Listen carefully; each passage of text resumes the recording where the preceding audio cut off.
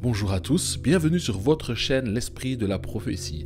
Alors je voulais partager avec vous ce qui est en train de se passer en Israël pour le moment, la guerre, l'attaque du Hamas. Alors qu'est-ce que ça a à voir dans le timing de Dieu? Nous savons que Israël est l'horloge prophétique et Israël est aussi, si vous voulez, le microcosme du monde. Ce qui arrive à Israël a une implication dans le monde entier. Exemple, quand Christ meurt pour les Juifs, pour Israël, mais aussi son salut s'étend à toute la terre entière, à tous ceux qui l'acceptent. Ainsi, je vous démontre que cela est vraiment une réalité. Alors, quelle est cette guerre-là qui vient d'arriver contre Israël? Je pense que vous savez, c'est un jeu de domino. Les interactions géopolitiques, c'est un jeu de domino. Vous savez que derrière le Hamas, la nation qui soutient spécialement le Hamas, la Palestine, c'est l'Iran. Vous savez que l'Iran a une haine farouche contre Israël. Alors vous savez, j'ai un ami pasteur qui me demandait, toi Rémi, qu'est-ce que tu penses de la situation? Vous savez, c'est une guerre de famille. Les Palestiniens, les Arabes sont les descendants d'Ismaël, du fils de la servante, et vous savez que, Israël, c'est le fils de la promesse. Et il y a toujours une guerre, un combat entre Israël, le fils de la promesse, et Ismaël, les descendants d'Ismaël, les Arabes. Et cette guerre ne s'arrêtera que par le Messie. Aucun homme sur terre, aucun gouvernement n'arrivera à faire la paix entre Israël et les descendants d'Ismaël. Pourquoi? Parce que ce problème est spirituel. Cela a des implications par rapport au droit d'aînesse. Vous voyez que l'islam essaye de se revendiquer les lieux saints d'Israël. Vous voyez, à la place du temple d'Israël de Salomon, nous trouvons quoi? La mosquée Al-Aqsa. Donc vous voyez bien qu'il y a une dispute de la primauté qui est là avec Israël. Oui. Et ce combat-là sera tranché par la venue du Messie. Mais quelqu'un va essayer. Celui qui va essayer de trancher avec cela, c'est bien l'Antichrist qui va faire la paix à la moitié des 7 années.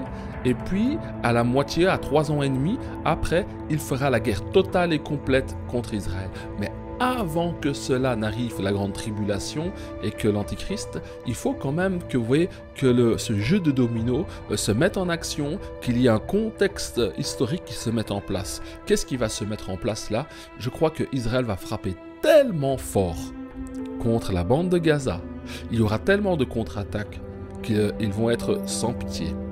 Et ils devront, je pense, attaquer l'Iran qui est la source de l'armement de la zone palestinienne et qui fournit en armes, en logistique. Et si Israël veut s'en sortir, ils doivent traiter le problème à sa racine, si je puis dire, tenter de le faire et s'attaquer ainsi à l'Iran. Je crois qu'ils vont frapper l'Iran, ça va vraiment prendre de l'ampleur. Peut-être il y aura une accalmie et puis encore une reprise, mais Israël finira par attaquer l'Iran. Sinon, ils ne s'en sortiront pas. Et je crois qu'ils ont à cœur de régler le problème une bonne fois pour toutes. Mais ils vont tenter. Donc, mes frères, mes sœurs, nous entrons dans des phases difficiles. Il faut qu'il y ait cette guerre totale avec l'Iran. Et je crois que quand cette guerre sera amorcée, nous serons encore plus près du dénouement de la situation. Nous voyons ce qui se passe en Europe. Nous voyons que ce qui se passe en Ukraine a été mis en second plan. Mais dites-vous bien, l'ère de l'Antichrist approche, nous voyons son esprit dans les consciences, nous voyons la corruption dans les consciences, vous voyez que Israël doit souffrir et va souffrir, et quand elle aura fini, elle n'en pourra plus de souffrir, elle criera à l'Éternel pour que le Messie lui vienne en aide.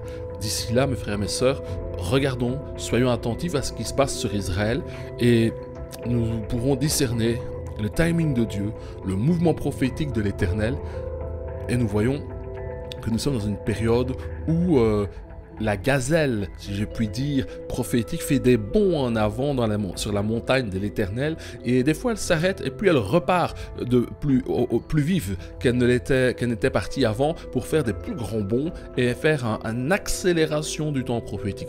Nous assistons à cela, prions pour Israël, prions pour toutes les familles qui sont blessées et attaquées et qui souffrent pour le moment, mais vous voyez, c'est le plan de Dieu, rassurez-vous, Dieu est au contrôle de tout. Il doit en arriver, il y a des choses qui doivent arriver, qui doivent se passer, parce qu'il faut que Israël se revienne à l'Éternel, que tous ceux qui étaient des juifs non croyants se remettent à prier, reviennent vers l'Éternel et crient à l'Éternel. Vous savez que c'est dans la souffrance que l'homme délaisse son orgueil et se convertit. Dans la souffrance, dans la difficulté, l'homme criera à l'Éternel. Et l'Éternel a dit, invoque-moi et je te répondrai. Et spécialement à Israël. Quand Israël va crier d'une seule voix, va invoquer le Seigneur, alors le Messie répondra. D'ici là, mes frères et mes sœurs, regardons bien, soyons attentifs et vous allez voir de grandes choses se faire. Nous allons voir le temps prophétique s'accomplir sous nos yeux. Restons fidèles à Dieu, que Dieu nous garde fidèles à lui.